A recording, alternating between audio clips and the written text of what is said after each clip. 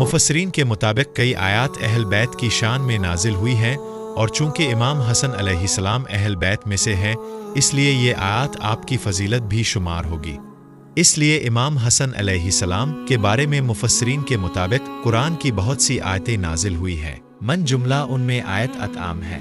इसी तरह बहुत सारे मुफस्सिरीन कहते हैं कि आयत मौद्दत भी पैगंबर अकरम सल्लल्लाहु अलैहि वसल्लम के अहल बैत की शान में नाजिल हुई है। आयत मुबाहला जो पैगंबर अकरम सल्लल्लाहु अलैहि वसल्लम के नजरान के ईसाइयों के साथ मुबाहला के वक्त नाजिल हुई, इस वाक़ये में इमाम हसन अलैहिस्सलाम और अब के भाई इमाम हुसैन अलैहिस्सलाम के बारे में बताया गया है।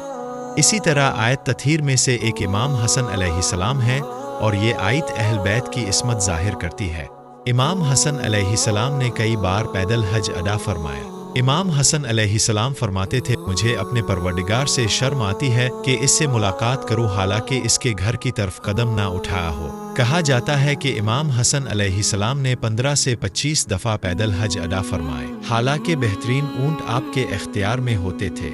इस्लामी मनाबे में बुर्दबारी की वजह से इमाम हसन अलैहिस्सलाम को हलीम का नाम दिया गया है। इमाम हसन अलैहिस्सलाम के दुश्मन भी आपकी बुर्दबारी के मुतारिफ होने पर मजबूर थे। शाम के एक बाशिंदे ने जब इमाम हसन अलैहिस्सलाम को देखा तो आपकी शान में गुस्ताखी की।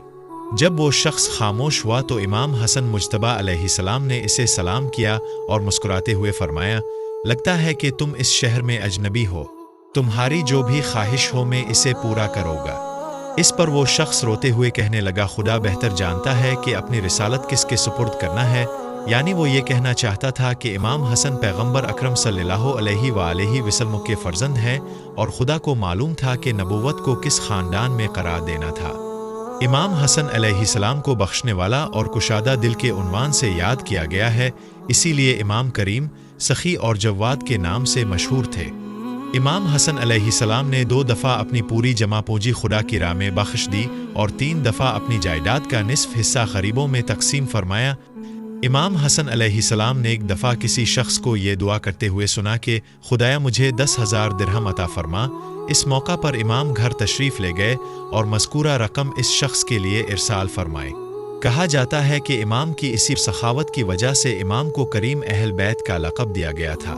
कहा जाता है कि इमाम दूसरों की हाजत रवाई के लिए अतकाफ और तवाफ़ को भी नामुकम्मल छोड़ देते थे और इस काम की इल्लत बयान करते हुए पैगंबर अकरम सल्लल्लाहु अलैहि वसल्लम की एक हदीस की तरफ इशारा फरमाते थे।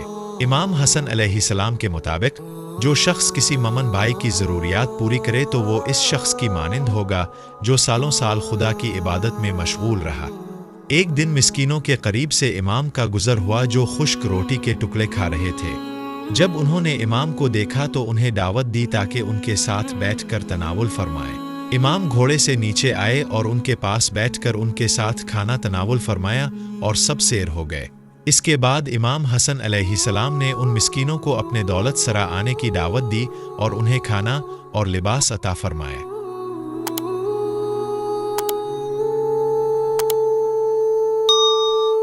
अल्लाहु नूरुस समावाति वल अर्द, अल्लाह आसमानों और ज़मीन का नूर है।